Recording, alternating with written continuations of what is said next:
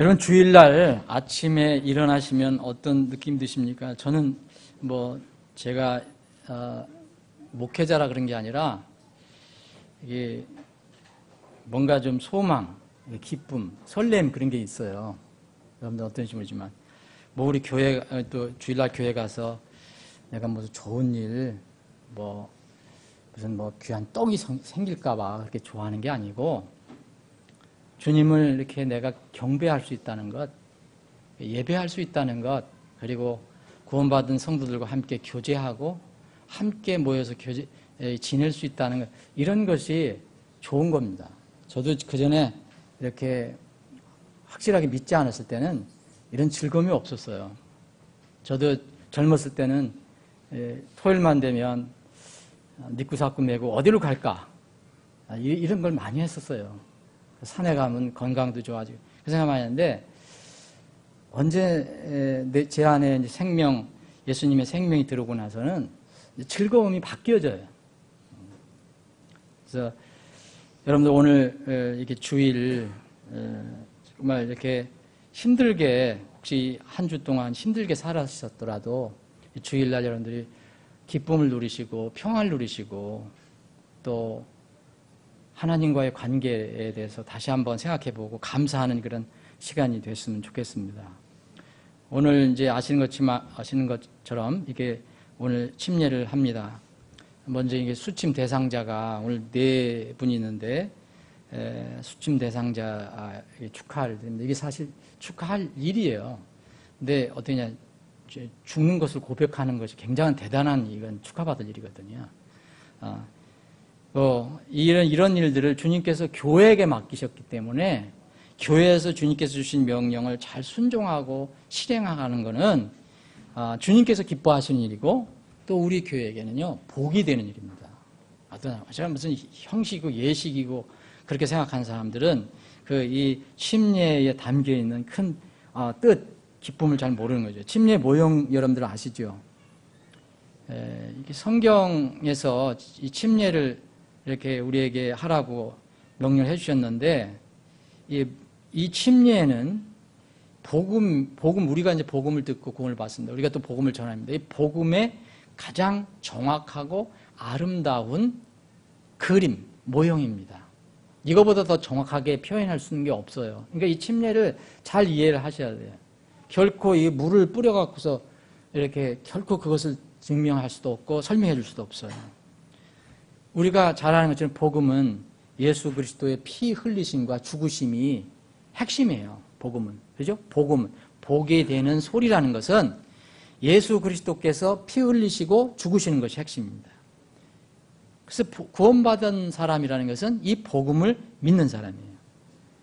복음을 믿었다는 것이 뭐냐? 어제도 우리 오늘 이 침례받은 유민이하고도 상담하고 아침에는 서진이하고도 상담했는데 이게 복음이라는 게 뭐냐? 복음을 믿은 사람들은 예수님께서 하신 일이 무엇이냐? 그분께서 나를 위해서 하신 일이 무엇이냐? 그것을 알았다는 거예요. 그것을 믿는다는 거예요. 우리는 옛날에 영락없는 죄인이었잖아요. 지금도 물론 이제 우리 육신으로 때를 죄를 짓지만 전에는 구원받기 전에는 신분적으로 죄인이고 이것도 죄인이고 저것도 영락없는 죄인이에요. 그러니까 죄인은 반드시 삭을 치러야 되는데 값을 치러야 되는데 그게 죽음이 아닙니까? 죄의 삭은 사망이에요. 그래서 우리는 태어날 때부터 영적으로 죽었고 육체적으로 죽어가는 존재가 된 겁니다. 이 죄값으로 이게 죽어간다. 우리가 지옥을 향해서 가는데 이 죄인의 마음에 어느 날 소리가 들려오는 거예요. 이 귀에, 죄인의 이 귀에. 그것은 내가 받게 되어 있는 지옥 형벌을 면제받을 수 있는 길이 있다. 이것이 복음이에요. 이 소식을 들었을 때 우리가 기뻐하는 거 아닙니까? 그래서 자기가 죄인이라는 걸 알고 정말 죄가 얼마나 무서운가, 하나님이 살아계셔서 역사하시는 것이 얼마나 두려운 일인가, 이걸 안 사람들은 이런 것을 들을 때 기뻐하는 거예요. 놀랍고 기뻐하는 거예요. 똑같은 복음을 들어도 어떤 사람은 관심도 없어요. 어떤 사람은 그 자리에서 무릎 꿇고 어떤 경우 통곡하는 사람도 저는 봤는데 그렇게 받아들일 때가 있어요. 그래서 죄값으로 지옥을 향해 가는 죄인의 마음에 이 들려온 이 아름다운 복스러운 소식, 이게 바로 무엇입니까? 이 고린도전서 15장에 있는 것처럼 성경 기록대로 그리스도께서 우리의 죄들로 인하여 죽으시고 묻히셨다가 성경 기록대로 셋째 날에 다시 살아나시고 우리를 위해서, 이것이 놀라운 기쁜 소식입니다.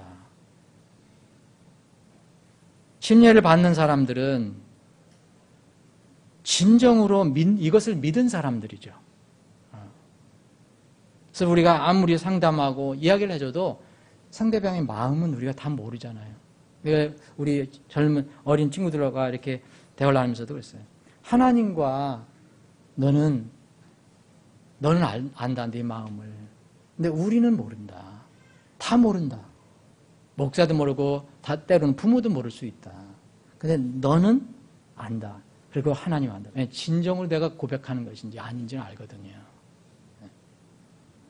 그래서 이 진정으로 이 구원을 고백한, 믿음을 고백한 사람들이 이제 침례를 받는 것입니다. 침례를 받는다고 구원을 받는 게 아니고 구원을 받았기 때문에 침례를 받는 것입니다. 그래서 침례를 받는 사람은 이제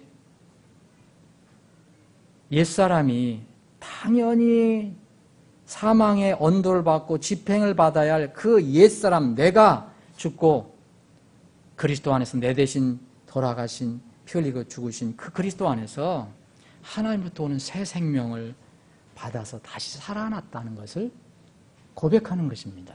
침례라는 것은. 침례 받을 때 왜 이렇게 나름대로 힘들게 합니까? 얼마나, 어떤 면은 이게 편리성을 따져보면 얼마나 불편합니까? 세상적으로 이렇게 물 조금 더 탁탁 뿌리고 얼마나 좋아요. 근데 왜 이렇게 합니까? 절대로 그것은 하나님의 복음을 이렇게 드러낼 수가 없기 때문에 그렇습니다. 침례를 받을 때 물에 푹 잠깁니다. 오늘 네 분들이 이제 물에 들어있는데 절대 안 빠지려고 애를 쓸 필요 없어요. 죽은 사람이 막 물에서 이게 버둥대거나 그럴 필요는 없는 거예요. 그냥 죽은 거예요. 죽은 사람은 그냥 시키는 대로 하는 거예요. 물에 잠기는 것은 나의 옛사람이 죽었다는 걸 얘기하는 겁니다. 나는 이렇게 해서 죽었다. 당연히 심판받아 죽어야 된다. 그래서 육신이 심판을 받아서 묻힌다는 것입니다. 묻힌다. 예수님께서 묻히셨다 그랬잖아요. 예수님도 물속에 많이 들어갔다 나오셨습니다. 물에서 근데 예수님 또 올라오셨어요. 물에서 올라오는 것은 이 옛사람은 이미 죽었고, 근데 그 죽은 사람 안에 새로운 생명이 들어와서 이제 새로운 사람, 옛사람이 아니고 새 사람으로 다시 난 살아났습니다. 그래서 고백하는 겁니다. 이것을 어떻게 침례 이외에 다른 세상에서 얘기하는 물 뿌리는 세례나 물을 조금 뒤집어 씌우는 관수례, 이걸로 어떻게 그걸 증명할 수 있습니까? 어떻게 설명할 수 있습니까? 불가능합니다.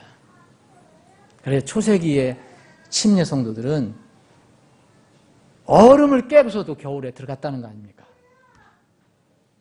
그 고백을 하기 위해서. 침례받는다고 다시 말씀드리면 침례받는다고 구원받는 거 아니에요. 어렸을 때 영세 주고 때가 돼서 죽을 때 영세 주고 그래서 구원받는 게 아닙니다. 구원을 받았기 때문에 나는 이렇게 옛날 죽은 사람이었습니다. 나는 옛날 죽었습니다. 다시 하나님의 생명으로 지금 다시 새 사람으로 살고 있습니다. 그걸 고백하는 겁니다. 자, 골로새서 2장 잠깐 보겠습니다.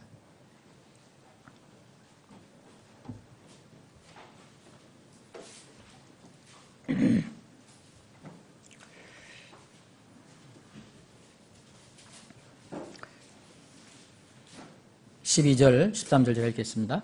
너희가 침례 안에서 그분과 함께 묻혔고 그분을 죽은 자들로부터 살리신 하나님의 활동을 믿음으로 말미암아 침례 안에서 또한 그분과 함께 일어났느니라. 또 너희의 죄들과 너희 육체의 무할례 가운데서 죽었던 너희를 하나님께서 그분과 함께 살리시고 너희의 모든 범법을 용서하심이에요. 자, 골로새 3장 보겠습니다. 1절부터 제가 읽겠습니다. 그러므로 너희가 그리스도와 함께 일어났거든 위에 있는 그것들을 추구하라. 거기에는 그리스도께서 하나님 오른편에 앉아 계시느니라. 위에 있는 것들에 너희의 애착을 두고 땅에 있는 것들에 두지 말라. 3절 너희는 죽었고 너희 생명은 그리스도와 함께 하나님 안에 감추어져 있느니라. 우리의 생명이신 그리스도께서 나타나실 때에 너희도 그분과 함께 영광 가운데 나타나리라. 여러분, 거듭난 그리스도인들은 내 생명 주장하면 안 됩니다. 우리의 생명은요, 바로 우리를 살려주신 그리스도입니다. 그래서 그분이 나타나실 때 우리가 온전한 몸이 돼서 그분과 함께 영광 가운데 나타나는 겁니다. 우리의 생명은 그리스도입니다. 우리의 생명은 그리스도 안에 감춰져 있습니다. 예수 그리스도를 믿는 사람들은 이 진리를 가지고 있는 거죠. 그러므로 땅에 있는 너희 지체들을 죽이라. 곧 음행과 부정함과 무절제한 애정과 악한 욕정과 탐욕은 우상숭배니라. 이것들로 인하여 하나님의 진노가 불순종의 자녀들에게 임하느니라. 거듭나지 못하고 아직 예수 그리스도를 믿지 못한 사람들은 바로 이러한 악한 죄 때문에 다 나중에 하나님의 진노 아래에 들어가게 되는 겁니다. 너희도 그것들 가운데 살 때에는 한때 그것들 가운데 걸었으나 우리 다 과거를 가지고 있잖아요.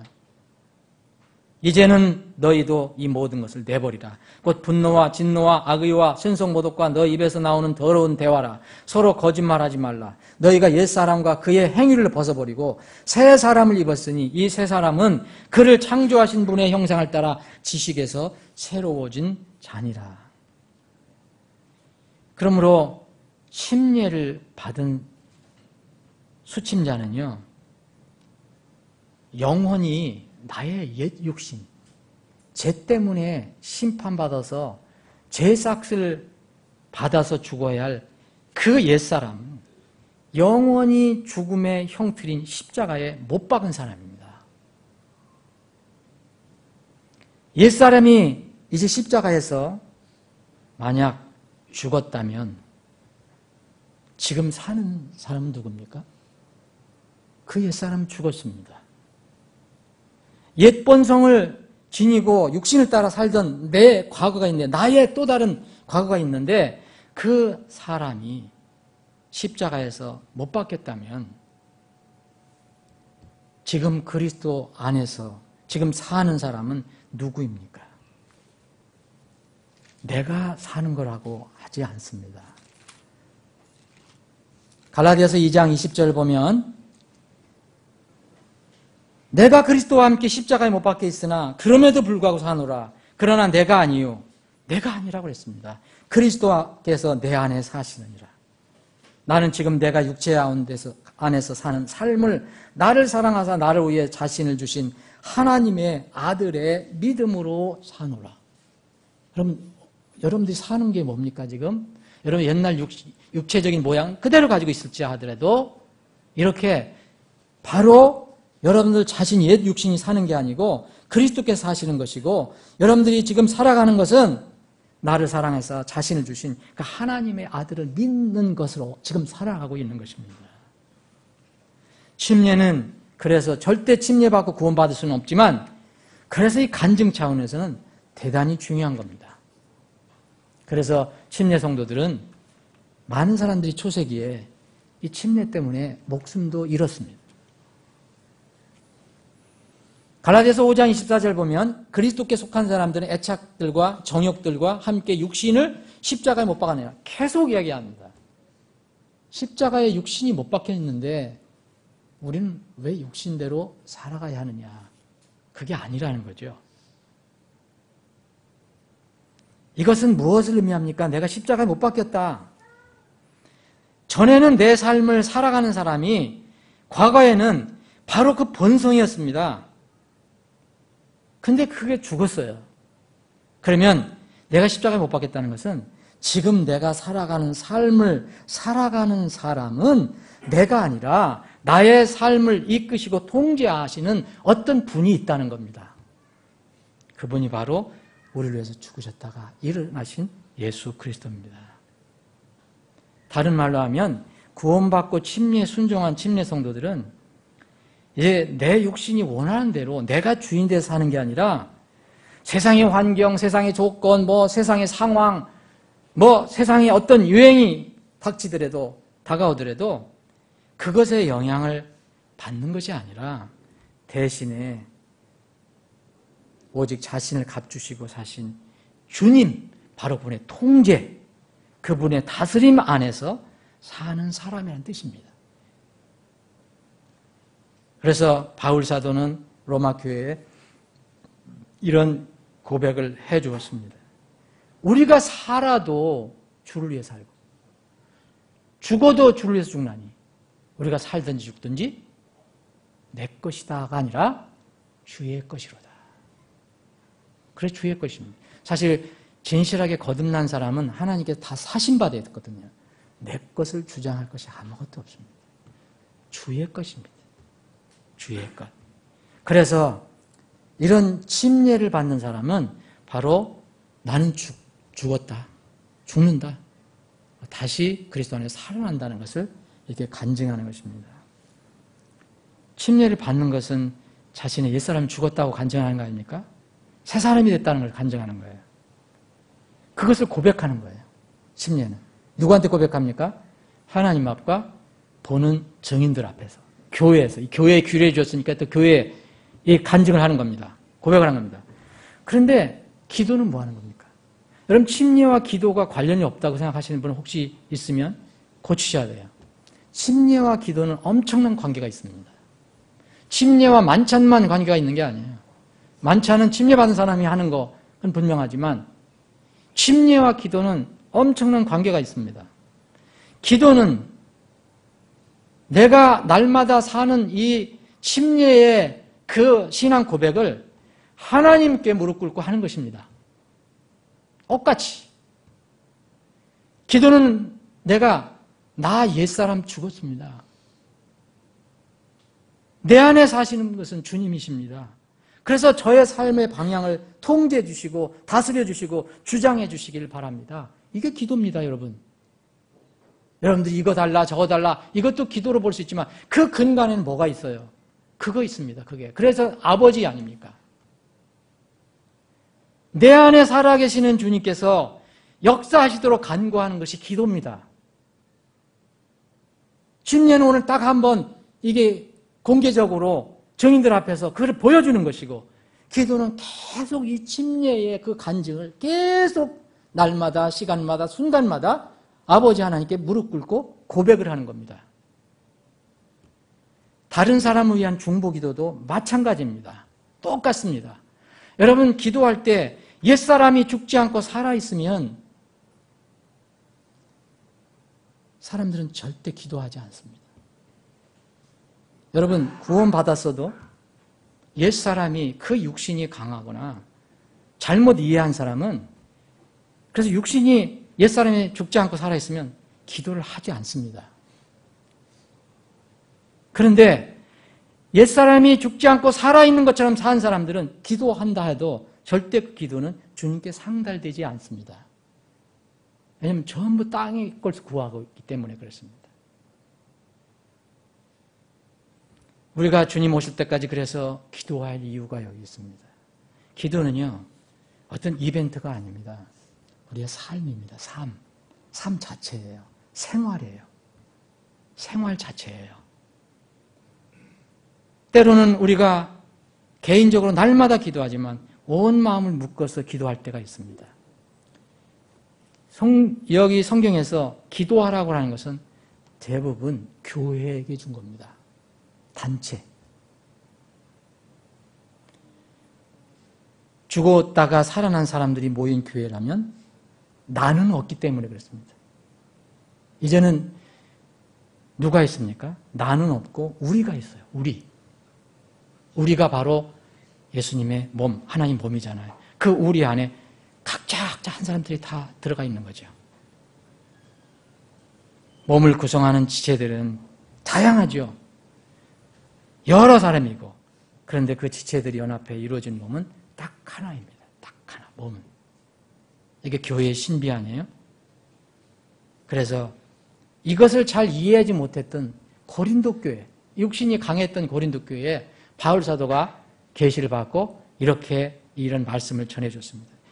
고린도전 12장을 보면 한 지체가 고통을 받으면 모든 지체가 그것과 함께 고통을 받는다. 몸이기 때문에 그렇습니다.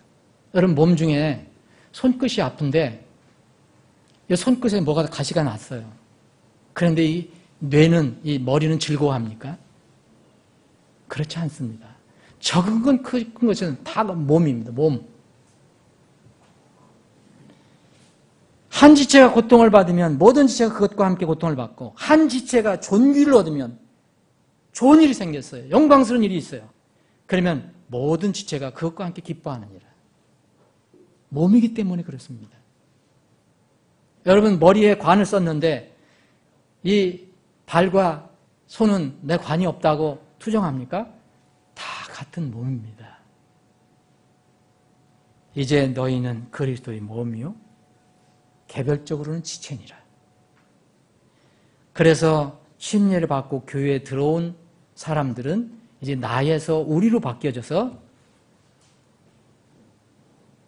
바울 사도가 로마 교회에 보내준 이 말씀처럼 기뻐하는 자들과 함께 기뻐하고 슬피 우는 자들과 함께 슬피 울라는 그런 명령을 이제 받을 수가 있습니다. 조지 뮬러라는 분 여러분 아실 겁니다. 기도하면은 대명사처럼 떠오르는 그런 분입니다. 이 조지 뮬러가 여러분들 아시겠지만 이제 영국에서 살지 않았습니까? 그런데 이 집회에 초청을 받아서 저 카나다를 갑니다. 그때는 지금 비행기처럼 그런 좋은 비행기가 없어서 배를 타고 갔습니다. 항상 영국에서 카나다로 이 대서양을 횡단해야 합니다. 그런데 배를 타고 가는데 어느 날 어디를 가보니까 아주 짙은 안개가 깔려갖고 꼼짝달싹 할 수 없게 됐어요. 그냥 너무 짙어갖고 그게 금방 없어지는 게 아니라 무슨 큰 언덕처럼 굵게 이렇게 띠가 있어서 더 이상 배가 나갈 수 없어요. 이 조지 뮬러의 동시대에 또 이 전도자가 있어요. 이벤젤리스트. 잉글리스라고 하는 사람인데, 찰스 잉글리스. 이 사람도 똑같이 그 조지 뮬러가 카나다로 가는, 영국에서 카나다로 가는 그 똑같은 항로를 타고 여행을 했습니다. 언제 했느냐. 몇 주 후에 똑같은 그런 길을. 그런데 이 찰스 잉글리스라는 이 분이 그 배의 선장으로부터 들은 이야기입니다. 무슨 얘기냐면 몇 주 전에 조지 뮬러가 대서양을 횡단하고 있었고요. 몇 주 후에 잉글리스라는 이런 이 전도자가 똑같은 항로의 길을 갔는데 배가 똑같아서 그 선장이 바로 3, 4주 전에 일어났던 일을 이 찰스 잉글리스라는 사람에게 이야기해 준 겁니다. 조지 뮬러가 이제 가는 타고 가는 배에 너무 안개가 짙어갖고 이 안전을 위해서 이 선장이 더 이상 갈 수가 없었습니다. 근데 조지 뮬러가 이 조타실로 내려가서 그 조타실에 있는 항해사에게 얘기합니다. 나는 당신에게 할 얘기가 있다. 나는 반드시 이번 주 토요일 오후까지 카나다 퀘벡에 도착해야 된다. 반드시 그렇게 해야 된다. 나는 50평생 살아왔지만 한 번도 약속을 어긴 적이 없다. 나는 카나다 퀘벡에서 토요일 날부터 집회를 해야 된다. 난 그래서 반드시 가야 한다. 이 이야기를 듣고 그 선장은 이 지금 어떤 때인데 지금 이 날씨를 봐라. 나는 아무것도 할 수가 없다 지금. 그렇게 답했습니다. 다시 뮬러가 그러면 이 해도가 그려져 있는 그 방으로 가자. 그래서 거기 가서 우리 같이 기도하자 그랬습니다. 그 선장이 그 이야기를 듣고 이 사람 제정신이 아닌 사람이구나 그랬다는 거예요. 여기 보니까 어느 정신병원에서 나온 사람이지 이렇게 생각했다는 거예요. 기도하자 그랬을 때 나는 거기 반드시 토요일까지 가야 된다. 그래서 이 선장이 그 뮬러에게 얘기했습니다. 당신 이 지금 안개가 얼마나 짙은지 아냐? 얼마나 짙은 건지 아냐? 난 모르겠다. 뮬러는. 그런데 나는 지금 내 눈이 거기에 안개에 있지 않다. 내 눈은 지금 안개를 바라보지 않는다. 나는 나의 모든 삶의 구석구석 모든 것을 통제하시고 다스리시는 살아계신 나의 하나님의 내 눈을 지금 두고 있다. 뮬러는 간절히 기도했습니다. 5분 동안 간절히 기도했습니다. 5분. 그런데 5분 기도하고 끝냈더니 그 선장이 계속 우리 해야 되는 거 아니냐? 당신이 기도해야 되는 거 아니냐? 그랬더니 나는 하나님께서 응답하셨다는 느낌이 있다. 그래서 더 이상 응답해 주셨으면 그거에 대해서 기도할 필요가 없다. 이건 사실입니다, 여러분. 실제 일어났던 일입니다. 몇 분 후에 그 안개는 깨끗이 개었습니다. 그 배는 항해를 할 수 있었고 당연히 조지 뮬러는 토요일 날 도착해서 집회를 인도할 수 있게 되었습니다. 여러분, 우리는 날마다 이런 보이지 않는 하나님을 찾으며 사는데 우리는 어떤 순간순간마다 우리의 눈을 세상에 바라보거나 환경에 둘 때가 있습니다. 우리의 눈은 오늘 본 말씀이 있습니다. 너희가 그리스도와 함께 일어났거든 위에 있는 것들을 추구하라. 거기에는 그리스도께서 하나님 오른편에 앉아 계십니다. 우리의 눈을 어디에 둬야겠습니까? 어디에 두어야겠습니까? 우리가 날마다 기도합니다. 분명히 응답해 준다는 그런 약속의 말씀을 듣고 기도합니다. 때로는 우리 눈이 그 약속의 말씀보다는 그런 신실하신 주님보다는 우리의 환경과 조건에다가 우리 눈을 둡니다. 선장처럼. 이 세상을 살아가는 동안 우리는 고난도 있을 수 있고 즐거움도 있을 수 있습니다. 교회가 어떻게 해야 됩니까? 너희 가운데 고난 당한 자가 있느냐? 그는 기도할 것이요. 즐거워하는 자가 있느냐? 그는 시편을 노래할지어다. 너희라는 것은 교회를 얘기하는 거예요. 내가라고 얘기한 게 아닙니다. 너희 가운데 병든 자가 있느냐? 그는 교회의 장로들을 청할 것이요. 그들은 주의 이름으로 그에게 기름을 바르며 그를 위해 기도할지니라. 믿음의 기도는 병든 자를 구원하리니 주께서 그를 일으켜 세우시리라. 저는 때때로 이런 느낌을 강하게 지울 수 없습니다. 하나님께서 우리에게 축복과 은총을 베풀어 주시려고 할 때 그 이전에 고난과 고통이 가면을 쓰고 먼저 우리에게 다가오는 것을 느낍니다. 아마도 우리 교회에 그리고 여러분들의 어떤 영적인 복을 주시기 위해서 그 전에 주님께서는 여러분들의 환경과 우리의 상황, 우리 교회의 상황, 우리의 믿음을 시험하시는지도 모릅니다. 여러분, 영어에서 시험한다, 유혹한다, 템프트는 우리에게 해당되는 게 아닙니다. 우리 이게 넘어가면 안 됩니다. 그런데 성경에는 같은 시험이라도 증명하다는 뜻의 시험이 있습니다. 영어는 prove입니다. 이건 뭐냐? 우리의 신앙을 증명하기 위해서, 하나님께서는 그것을 증명시키기 위해서 때로는 이스라엘 백성이 한 것처럼 그렇게 우리를 테스트할 때가 있다는 것입니다. 저는 언제가 그렇고 또 언제는 아니고 그건 잘 모릅니다. 그런데 분명히 하나님께서는 이스라엘 백성에게 만나를 내려주시면서 그 이스라엘 백성을 프루브하기 위해서, 증명하기 위해서, 시험하기 위해서 주셨다고 얘기합니다.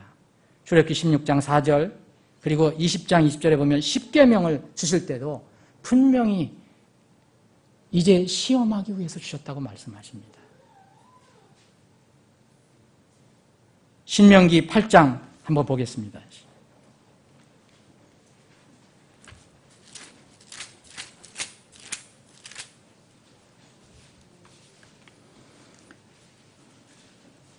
(8장) 2절입니다. 너는 주 내 하나님께서 이 40년 동안 광야에서 너를 인도하신 그 모든 길을 기억할지니. 이건 지금 막 이제 이 광야 생활을 끝내고 가나안 땅에 들어가기 전에 주님으로부터 받은 말씀입니다.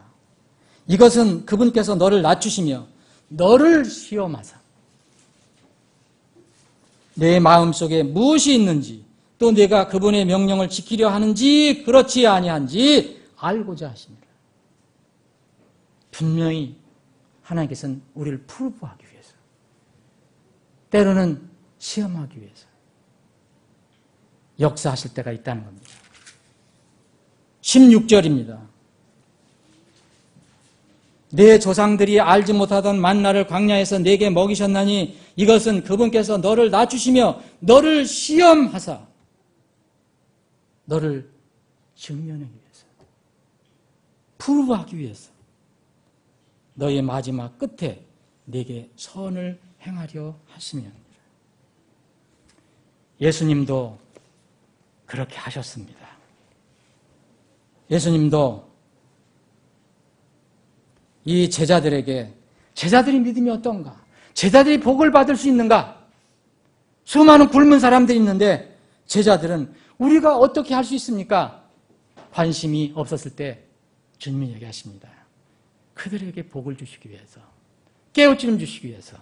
요한복음 6장 보시면 요한복음 6장 5절 예수님께서 눈을 들어 큰 무리가 자기에게 오는 것을 보시고 빌립에게 이르시되 우리가 어디서 빵을 사서 이들을 먹이겠느냐 하시니 그분께서 이렇게 말씀하신 것은 친히 행하실 것을 아셨으므로 그를 시험하고자 함이더라.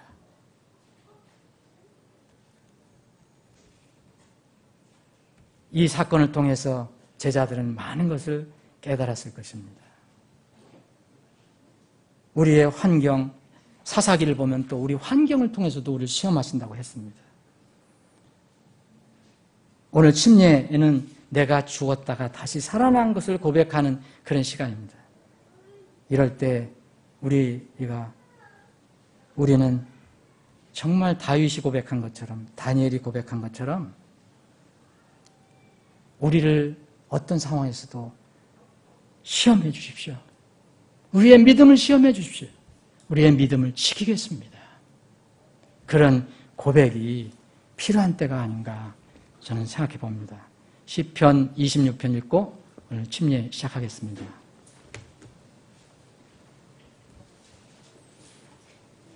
시편 26편 1절 오 주여 내가 나의 순전함 가운데 걸었사오니 나를 판단하소서.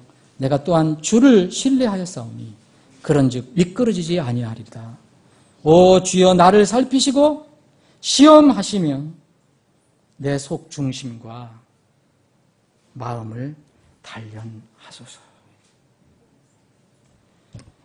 아버지 하나님, 오늘 오후도 저희들이 모여서 하나님 말씀을 살펴봤습니다.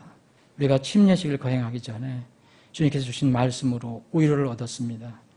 다시 소망을 다시 생각해 봅니다.